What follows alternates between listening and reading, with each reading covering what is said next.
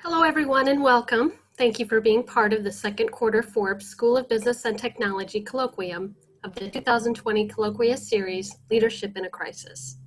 I would like to welcome our presenter, Dr. Jim Jeremiah, lead faculty and professor in the Department of Organizational Studies in the Forbes School of Business and Technology.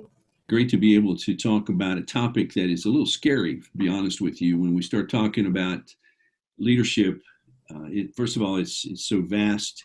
It's also one of those topics that you're going to be held accountable for what you're talking about. And it's probably not as difficult as if you were going to do a seminar on humility, which would completely eliminate your ability to do the presentation. But when I started thinking about the whole issue of leadership, and then, of course, the title, Leadership in a Crisis, I'm not talking about the crisis of leadership, or leadership is a crisis. It is more about the process of how leadership functions when we get into a crisis and when we face certain issues.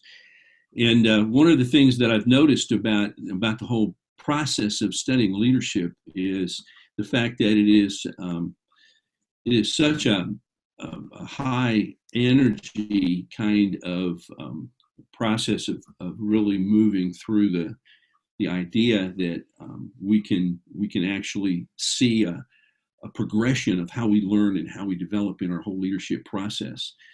So one of the things that I wanted to try to do here is set up a process where we look at how does leadership actually function and how does it actually work in the process of seeing how we actually develop our leadership, things that we've learned. And one of the things that I've learned, and I'm experiencing some interesting times advancing my slide here, so Stephanie may need to jump in here and help me. But one of the things that has happened with leadership, and of course now we have a crisis to actually to take a look at, is that how popular it is. First of all, we know that leadership and its popularity, 90,000 books in the whole process of doing research in Amazon. We discovered that there were 90,000 books strictly on the basis of looking at leadership. The next thing we discovered was that if you did a search on Google, 3.2 billion references in reference to leadership. So it's obviously a very popular subject. It's a very difficult subject. And then even as we look at the online library, 7.5 million articles written just on leadership alone. So it's a huge topic. And I feel like a situation I had when I was finishing up my doctoral dissertation a number of years ago. And I'm having this conversation with my associate dean, and he's telling me, Jim, look, your topic's too big. And you can write on it if you want to, but I'm not going to read it. So it really was the challenge of trying to narrow this down into a subject that we could kind of talk about that would be relevant to the day in which we're living. So as we can see, it's a very popular subject, and we all have our favorite leadership authors, whether it's going back in time with Peter Drucker and some of the others, or more of the current ones that we actually read in Cotter and some of the other individuals. So when we start to look at the whole idea of the priority of leadership, I don't think there's any question that we understand that it's important. We've all had terms that people use, phrases that people use that say, everything rises and falls on leadership. And to a certain extent that's true, but it's probably never more true, if we could say it that way, than when it is when we're involved in a crisis. So the priority of leadership in a crisis really becomes very evident. And then what we'll talk about today, not only the priority and set the framework around what we want to really look at in leadership in a crisis, but also talk about the process of leadership in a crisis and an idea of how we can move through crisis situations. So one of the things that is always a challenge, I think, when we start looking at the theories of leadership, and we're not going to make this a lit review or any of those things where we start talking about the various theories. But recently there was an article that came out in Harvard Business Review talking about the very various tensions that we go through in various types of leadership. And the author really did us a favor, broke it down into two major categories. One is the more traditional view of leadership that many of us have experienced over time. And the elements of that traditional leadership really is the idea that that person is the expert. And that person will not only be the expert and at least be considered the expert, but will have a constant. They'll stick to their guns. They make sure they don't really move too far away from the tried and true approach of top-down leadership models. They'll also be the type of person who has well-defined plans. They actually do look at the strategic plan, and they do understand what it is, and they do not want to depart from that in most situations. They're also often more of a teller, the person who tells people what to do. You go do this, do it this way. And so everything becomes more top-down. They have an inner compass that kind of guides them and directs them. And then the final characteristic, as described, was that it's more of a perfection. Don't do it until you know it's going to be absolutely correct. The other broad category and perspective on leadership is what we would call emerging leadership. And in emerging leadership, it is more what we're seeing a lot with a lot of organizations today. They understand that everybody is really kind of a learner. They are more than willing to change course in the middle, partly because they don't really have a specific course perhaps in mind. They just know we have a great idea, let's move with it. They have a vision, but the roadmap is variable. So they're pretty much taking a journey through the process and are able to kind of adjust as they move because they haven't really written as many specifics. They tend to listen more, and they're more empowerment, direct it toward people. That's top down, more integrating people through the process of making decisions. And of course, very much in the contemporary world that we're in right now, it's data analytics. And we're looking at data analytics in the sense that really spending a lot of time gathering information. Of course, we have resources now to do that over a long period of time, we really did not have as much. And then finally, they use the phrase fail fast. In other words, get going, make things happen. And if you fail, get back up, go on it. And so these two broad categories and perspectives on leadership are there. And one of the things that the authors mentioned in the article that came out a few months ago in Harvard Business Review was that here's the challenge. In the current environment, most executives really need to be good at both styles to succeed.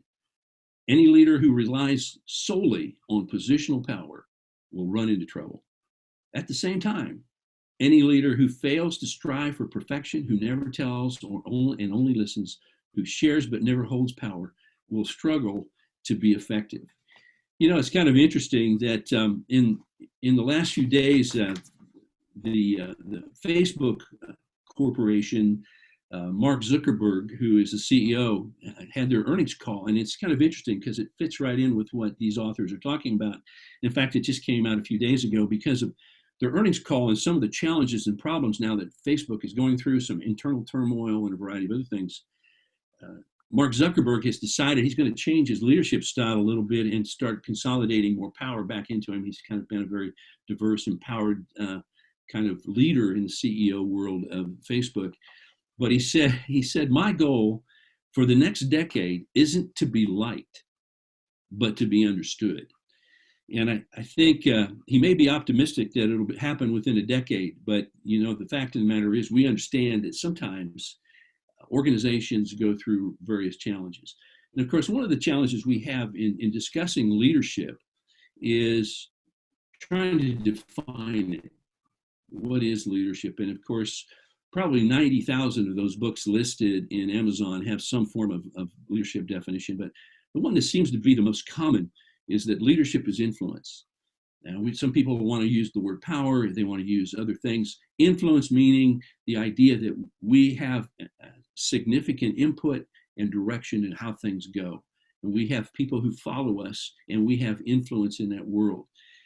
So, in reality, though, each of us occupy an environment of influence, and we'll take a look at an idea of how that really plays out in our daily life. But each of us occupy an environment of influence. The second thing is we are responsible for the influence that we exercise. So in other words, we're not talking about manipulation where we just try to get people to do what we want them to do rather than really direct them toward what's best, not only for them, but also for the organization. We also look at it, we're responsible for the influences in our own lives. We have to often take a look, who has exercised leadership? What is exercised leadership in our own personal world so that we understand how that influence affects us. Then we also have to look, as we expand our influence, our values and character will be more evident. And the idea there is that as we experience a crisis, our values and character will be challenged. And it was interesting that when I started looking at this, and then the question then becomes, does a crisis reveal us? Does it reveal our character? Or does it make us? And of course, I think it's not just a political answer. I think it's the right answer, and that is the answer is yes. It's yes to both. A crisis both reveals us and it makes us. And a few months ago, someone that we've read a lot about and has done a lot of writing for is Clayton Christensen. The whole discussion that he really kind of popularized on disruption. But a number of years ago, he wrote an article in Harvard Business Review, republished it again after his death, kind of as a tribute to him. And the article is, how will you measure your life? And in talking about our values, I thought it was interesting. This is what he said. The lesson I learned is that it's easier to hold your principles 100% of the time than it is to hold them 98% of the time. If you give in to it just once, and he's talking about values and principles based on marginal cost analysis, as he says some of my former classmates have done, you'll regret where you end up. You've got to define for yourself what you stand for and draw the line in a safe place. So when I started thinking about the whole idea of leadership and influence, I started realizing that, as some people have kind of described in various ways, influence really is something that we all deal with regardless of the position we occupy in an organization. And it first of all starts with leadership of self. And that is, I control what goes on in my world. What are the influences in my life? What are the things that really drive me to what I need to do and who I need to be? What kind of leadership do I exercise in my own life? And then we could take that out and say, what kind of leadership do I exercise in my family? Then the organization, the organizational structure, how do I influence that? And then ultimately, perhaps even outside of that, into our community. Now, some of you and many of us at various times in our lives have probably exercised leadership in any one and perhaps all of those circles. But it really does start with the very center of it all, and that is self, leadership of self. Do I adhere to my principles? What kind of influences do I allow in my world? Because if that core circle is correct, the influence as it moves out will also have greater impact. So you may be thinking, now we're going to talk about a crisis. Now we've set kind of a framework around what we want to think about in terms of leadership. And so probably what you're looking at is, what? No crisis? I don't have a crisis. But the reality is, and we've heard this many times, you're either coming out of a crisis and you're now doing a post-assessment of the whole process. Perhaps you're in the middle of a crisis, and we could probably all relate to that to some degree in various things that are going on in our world, or just over the horizon, you're going into a crisis. Now, I realize that in sharing this, I pretty much eliminated any possibility of being a motivational speaker. But the fact of the matter is, we know that's pretty much how life works. Now, when we get into an organization and we start looking at the sources of crisis in an organization, they come from us in a couple of directions. Sometimes it's an inherited crisis. It's why you were hired. You're there to solve the problem. You're there to see if you can fix what's there. But in that inherited crisis, we have to be careful that we're not out there blaming everybody about all the problems that we inherit. I didn't have anything to, it is now my crisis, and we'll talk about that a little bit more in just a few minutes. But we have to understand blame is not going to solve it. We're there to fix the problem, not fix the blame. That doesn't mean we don't find out what the problems were and deal with them, but it does mean that we don't focus on the blame game. And the other side of it too is we don't complain. We don't spend a lot of time complaining about what in the world is going on. How did I get this? And woe is me and all those other things. Nobody is really interested in hearing about that. And then they come to us from an inherent crisis. Perhaps it's in an organization, it's a product, a service, could be a process that's really kind of creating issues that we can't figure out. And then probably the most difficult one is the inherent crisis of people. You know, the person who's just struggling to try to figure out how they fit. Perhaps it's a situation that Collins describes where we've got to get the right person on the right bus in the right seat, and then we could also add with the right goals. I read a quote the other day by Lou Holtz, the coach and kind of a motivational speaker, but also a sportscaster. And it goes back to just complaining and really blaming. He says, don't tell your problems to people. 80% don't care, and the other 20% are glad you have them. Now, the strange part about that quote is I have seen those percentages reversed. So the other side of some of that quote is don't tell people your problems, 20% don't care, and 80% are glad you have them. And I guess a lot of that has to depend on whether or not you've really made a lot of enemies along the way. But the idea there is, you know, that's not something that people necessarily want to hear. So the other side of it too is we need to start asking the right questions. First of all, have I really identified the problem or the crisis? And one of the things that I discovered is that sometimes if we're not careful, whether we're leading in our home, we're leading in our family, we're leading, even in our own life and organization and the community, sometimes we think we know what the problem or the crisis is, but we really haven't been able to define it. If we can't write it down and think about it, we probably haven't really clearly defined it. And I think we've all had this situation, and some of us are more prone to this than others, and so this is probably a confessional. But the idea there is that somebody comes to you with a problem, and you see yourself as, I'm a problem solver. Yeah, that's what you're here for. You came to me because you think I can solve it. And so they start talking, and they start telling you what they see, and you're sitting there thinking, okay, I know what this is. I know, I got this. And then you start to give them answers and responses and solutions. And the next thing you know, they're going, no, that's not it. And then you realize I didn't really make sure I understood what, in fact, the crisis and the problem is. Then one of the other questions we need to ask, who are the people I need to include in this discussion? Do I need to get some experts around me? Do I need to find out where the correct information is going to come from? And then also 2 more questions. What information do I need to be as informed as possible? And this is where we try to get data and resources and all of the other things that come with it. And the final question is, what is the time frame for a decision? When do I need to have this solved? Some of them are right away.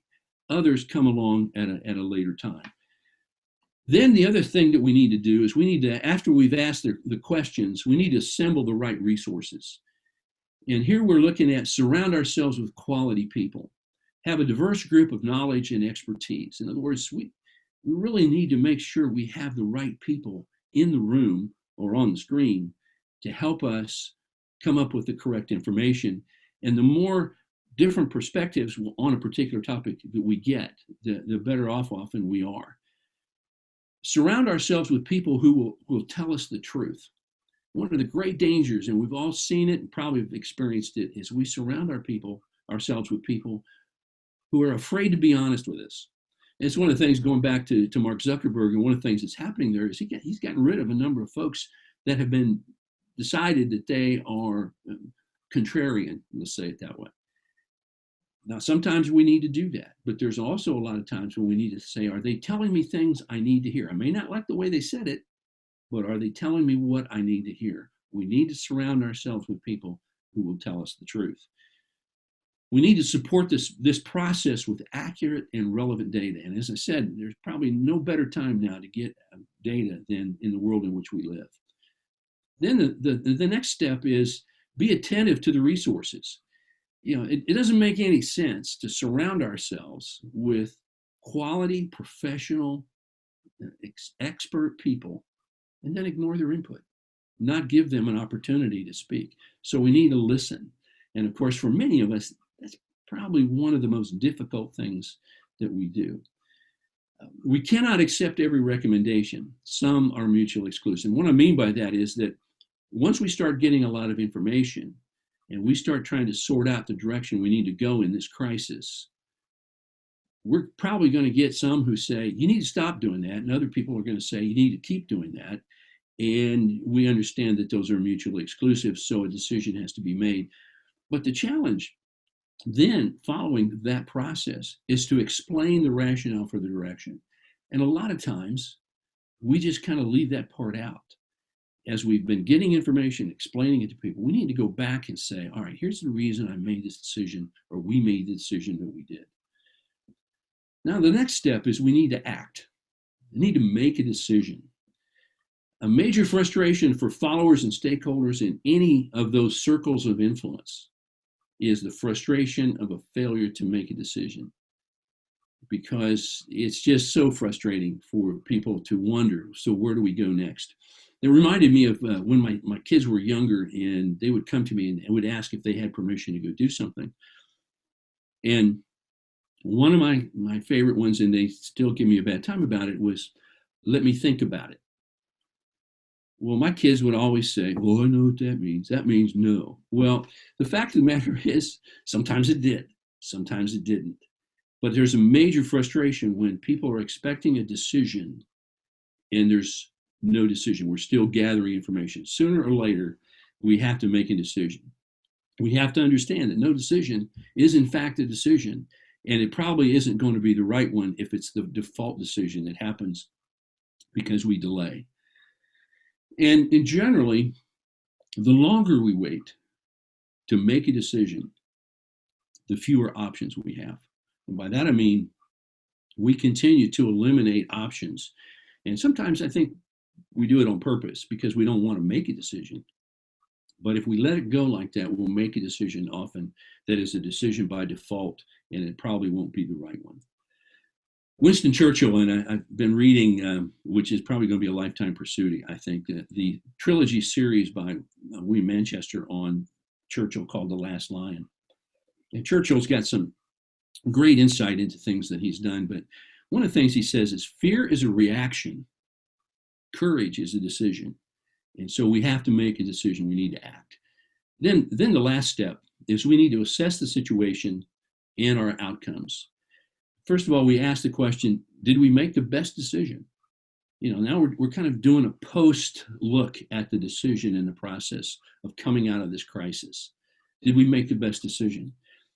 What did we learn from the decision? What are the things that we can take with us that will help us into the future in anything that might be similar, or maybe we can apply in other decisions or crises? What did we learn from the process? Now, the thing that we have to look at here too is we need to understand that we need to look at and ask these same questions, whether the outcome was successful or it was in fact not exactly what we thought would be classified as a success. So we need to learn from that process and ask ourselves a question, what would we do different as if we were facing the same situation and going back through it again? And that's both positive and negative. And where do we see our next challenge? Because as I said earlier, we're either coming out of one, we're in the middle of one, or we've got one on the horizon. So the best thing for us to do is to learn and assess the situation and the outcomes. Some observations to remember. With the problem, with the crisis, as leaders, we own the problem. Doesn't matter what other things are going on, we own it. Be prepared to be unpopular with some and possibly many.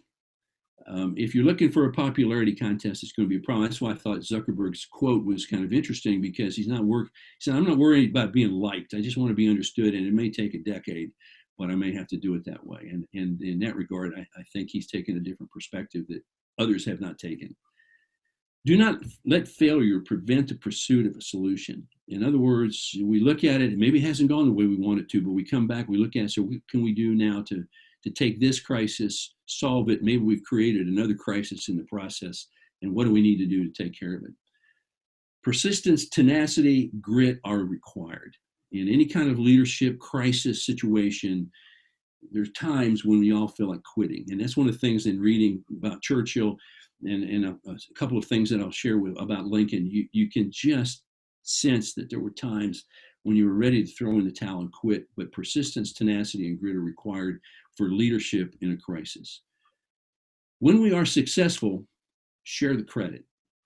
Make sure that everybody who's been part of it and have been an integrated part of the process is receiving the kind of credit that they deserve, because there's nothing that frustrates followers and people part of the team more than to watch somebody else take the credit, watch the leader take all the credit, when in fact, a lot of people really were part of it.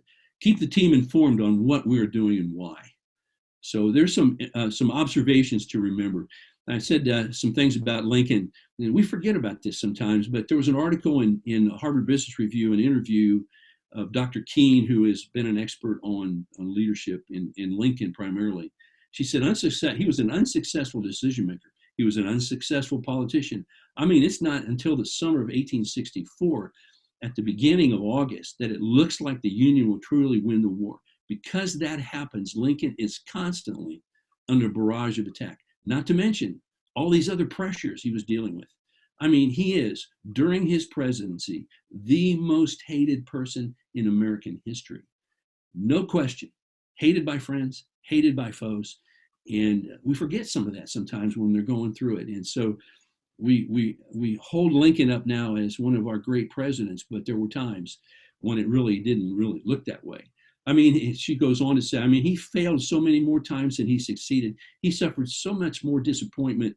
I just really believe that all those experiences, including the bouts with depression, which were significant, moments in which he developed muscles of resilience and grit that were critical to the ability to hold the line during the Civil War and continue to lead. So a couple of things then, we look at these circles of influence. We look at ourselves, we look at family, we look at organization, look at community, and the core of all of our leadership in a crisis really revolves around self. Now, here's the process. Take all the things that we just talked about and bring them back. First of all, in the process of a crisis, ask the questions. Ask who I need to get. Assemble the right people. Assemble the right resources, which includes data and information. Be attentive. Pay attention to what people are saying. Listen to their ideas. Act. Don't be afraid to make a decision. The worst thing that happens in a crisis is we end up with analysis paralysis and we just get stuck. We get frozen. And so we need to act. And then finally, we need to assess. So that's our leadership in a crisis. I'll open it up for questions. I know Stephanie's going to look at some of the things that we have. I put my email address at the bottom of this slide, just in case you have questions, you think I'm crazy and you want to write me about it, or you have some questions, some more things that you'd like to discuss. Please feel free to get in touch with me as we've kind of wrapped up this whole idea of leadership in a crisis. Stephanie? I don't see any questions at the moment, but Okay. I will let you know. Okay. Well, it could mean any number of things, and I'm probably not going to assume. So I know we're just about out of time anyway, but there was one more thing that I wanted to show you that was from a video, the late Jack Welch. And I ran across this a few years ago and really thought it had some value to us. And I thought I'd close with it. And he was part of a panel. And if you'd like to go see the video, it's approximately 4 minutes and 44 seconds. So it won't take you too long. But the idea here is he was asked, what is the role of a leader? And the first thing he said was, the leader is the chief meaning officer. Give meaning to why and what. And it really is important that people understand what is happening and why we do what we do and how they fit, and what their role is in their organization, and no more important than when we're in the middle of a crisis. Get rid of the clutter. He says, provide an opportunity to act. I remember when I was CEO of a company here in San Diego, one of the things that got me when I was sitting there thinking, why am I interrupted so often? I mean, there's so many people. I became aware of the fact that one of my primary roles is I'm an obstacle remover. I need to get out there and remove things out of the way so people can be successful. he uses a great example of a sport that very few people know anything about except around Olympics time, called curling. And he uses the illustration of the guy out in front with the broom. Create and maintain a generosity gene. Enjoy the success of others. There's no place for jealousy, no place for trying to steal the credit. Just be enjoying the success of others. And then finally, have fun. Celebrate the successes. And I know it seems like it'd be crazy to say I'm going to have fun in a crisis, but the fact of the matter is it really does help get you through all the process as you look back on it and say, we made something significant happen, and now we can look back and see the success. Thank you for joining me today. I appreciate it very much. And again, if you have any questions, don't hesitate to write me. Be glad to talk to you anytime. Thank you, Stephanie. Thank you, Dr. Jim. Thank you, everyone, for attending the April Colloquium. Please complete the follow-up survey, which has been posted in the chat. The survey will also be emailed directly to you along with the recording of this presentation, as well as found in the CETL YouTube and CETL website as well. Stay healthy. Please enjoy the rest of your day.